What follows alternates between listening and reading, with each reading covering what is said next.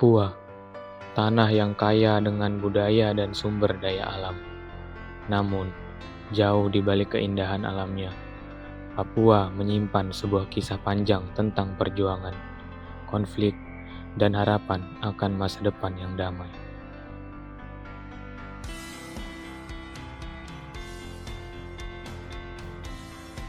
Pada tahun 1969, Papua secara resmi menjadi bagian dari Indonesia melalui Penentuan Pendapat Rakyat atau PPRA. Namun, integrasi ini tidak berlangsung mulus.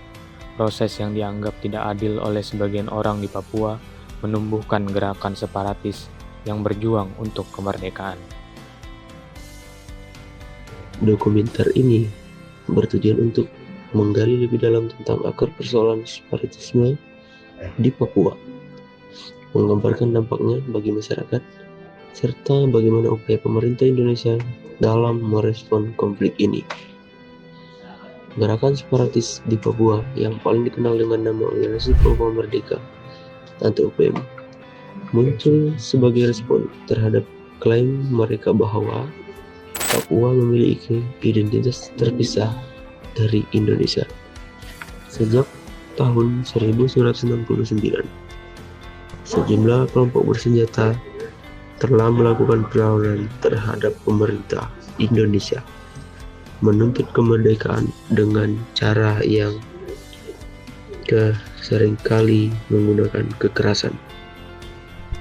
Konflik ini berdampak langsung pada kehidupan masyarakat sipil, keamanan yang terganggu, infrastruktur yang rusak, dan ribuan orang yang terpaksa mengungsi.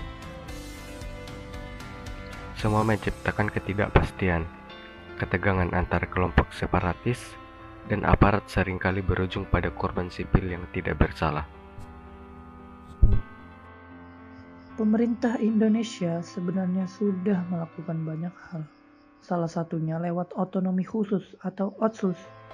Tujuannya biar Papua bisa lebih sejahtera, tapi kenyataannya banyak orang Papua yang merasa OTSUS belum menyentuh kebutuhan mereka yang sebenarnya. Pendekatan keamanan pun sering menjadi sorotan, karena justru dianggap memperparah luka. Saya jadi mikir, apakah pendekatan dialog belum jadi prioritas, atau kita masih kurang melibatkan mereka dalam setiap keputusan besar? Namun, di tengah konflik ini ada keinginan kuat dari masyarakat Papua untuk hidup damai dan sejahtera. Banyak yang berharap agar proses pembangunan di Papua bukan hanya terkait dengan pembangunan fisik, tetapi juga penghargaan terhadap hak-hak budaya dan identitas mereka. Separatisme di Papua bukan hanya soal politik atau klaim teritorial. Ini adalah perjuangan tentang identitas, rasa keadilan, dan hak untuk menentukan nasib sendiri. Di sisi lain, pemerintah Indonesia juga memiliki kewajiban untuk memastikan bahwa kesejahteraan dan keadilan bisa dirasakan oleh semua warga Papua. Kedamaian hanya bisa terwujud apabila ada rasa saling memahami melalui dialog, pembangunan, dan kesetaraan. Papua adalah bagian dari Indonesia, namun untuk menjaga persatuan ini, kita perlu memastikan bahwa setiap suara di sana didengar dan setiap hak dihormati. Hanya dengan dialog yang terbuka dan saling menghormati, kita dapat menemukan jalan menuju masa depan yang lebih baik lagi bagi Papua dan Indonesia.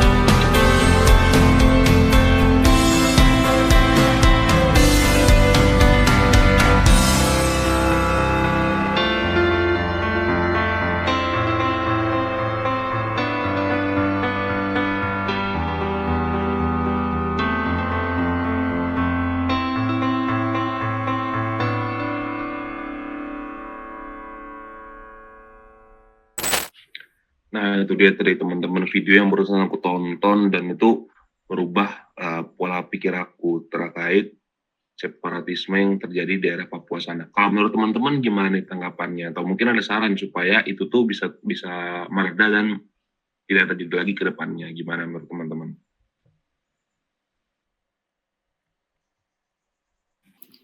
Kalau dari saya sendiri, saya memiliki saran yang menuju ke segi politik, di mana kedepannya pemerintah itu harus lebih banyak mengobrol dan dengar langsung aspirasi daripada orang-orang Papua dan juga bukan cuma ngatur dari Jakarta. Terus juga pendekatan politiknya jangan kaku atau keras, tapi pakai cara-cara yang lebih damai dan juga manusiawi. Serta kita harus melibatkan tokoh-tokoh adat dan masyarakat lokal dalam ambil keputusan, biar mereka juga seperti merasa dihargai, seperti itu. Kalau dari teman-teman lain gimana? Kalau dari saya sendiri, khususnya untuk dari segi keamanan, mungkin pendekatannya jangan cuma kirim aparat aja, tapi juga buat masyarakat merasa aman dan dilindungi. Terus juga coba kurangi ketegangan lewat pendekatan sosial dari aparat-aparat tersebut. Bukan cuma untuk unjuk kekuatan saja. Mungkin itu aja sih dari aku. Kalau menurut saya, mungkin kita bisa lebih fokus kepada pembangunan supaya masyarakat di sana tidak merasa tertinggal gitu dengan daerah-daerah lain. Dan pembangunan ini tentu yang sesuai dengan kebutuhan mereka di sana.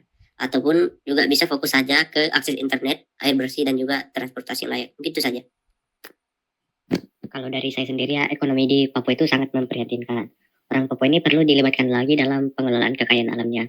Karena selama ini mereka mungkin hanya sebagai penonton. Harga kebutuhan bahan pokok di sana pun sangat mahal berbanding terbalik dengan bahan pokok yang ada di pulau lain.